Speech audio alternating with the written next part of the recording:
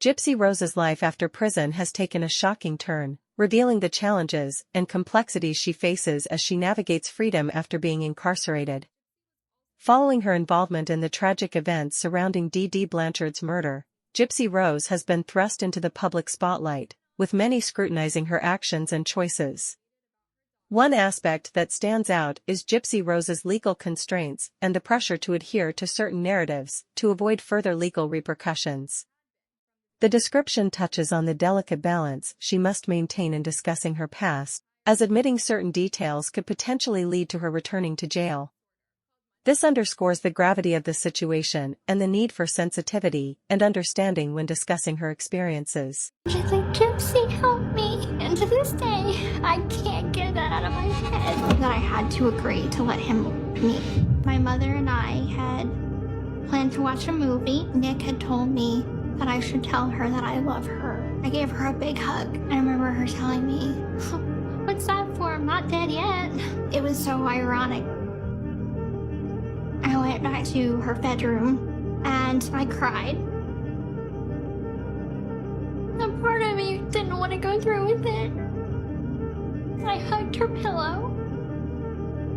It had her sin.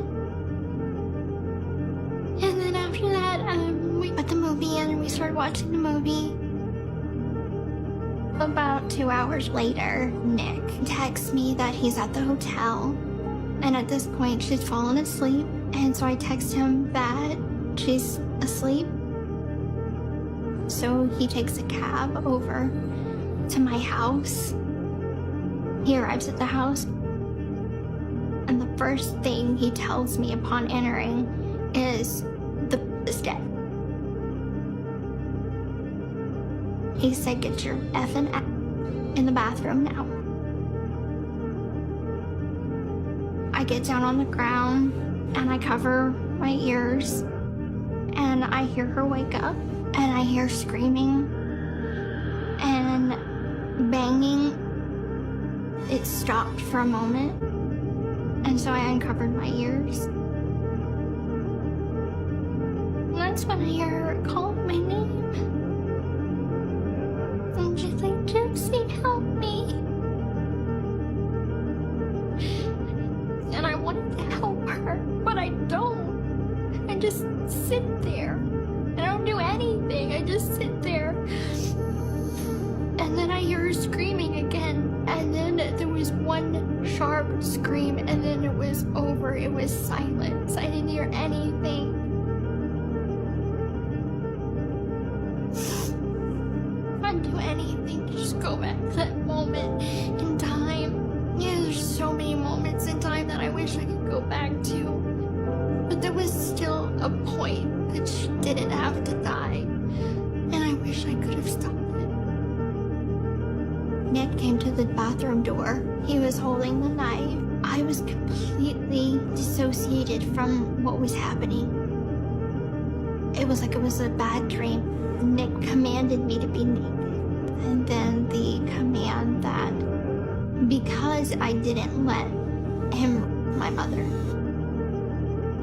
that I had to agree to let him meet. Moreover, there's a discussion about Gypsy Rose's lack of typical adult experiences and perspectives due to spending a significant portion of her life in prison. This lack of exposure to societal norms, opinions, and cancel culture highlights the challenges she faces in reintegrating into society and forming her own beliefs and opinions. She is a master manipulator, and she learned by the best one there was, her mother. She shows how much of a narcissist she is. She says she's taking accountability, but she puts this out on the media. I am telling you, after seeing this interview, I already thought she was kind of sort of not being 100% honest, but I really think she's a fraud now. The narrative surrounding Gypsy Rose's post-prison life serves as a reminder of the complexities of rehabilitation and reintegration into society after incarceration, especially in cases involving unique circumstances like hers. It emphasizes the importance of empathy, education, and support systems for individuals navigating life after prison, acknowledging the challenges they may face and finding their place in a world that has moved forward during their absence. Her minor cousin, y'all. Gypsy Rose pimped out her underage nephew to her over 8 million followers on Instagram. Completely and totally did it for me. I'm sick of it. I am so glad that people are starting to talk about the negatives of Gypsy Rose having this much attention right now, because it's honestly dangerous. Walking out of prison after spending the last 8 years isolated, and before that, a life full of trauma, torture, isolation, manipulation, lies. Walking into a life with all this attention, immediate fame, immediate 10 million followers, immediate 8 million followers on Instagram, red carpets, podcasts, news interviews, lifetime specials. This is incredibly dangerous. The reach and the influence that she now has is so dangerous. Because then we get posts like this, girls show my boy some loves in his DMs. Only age appropriate ones though, he's only 15, LOL, heart, winky face, smiley face. Completely and totally inappropriate. Can you imagine the DMs that this kid got? Don't forget to visit our webpage where you can find the best sales of different Amazon or AliExpress products in different categories. The products are uploaded each week. Visit wadabe.pro, link in the description.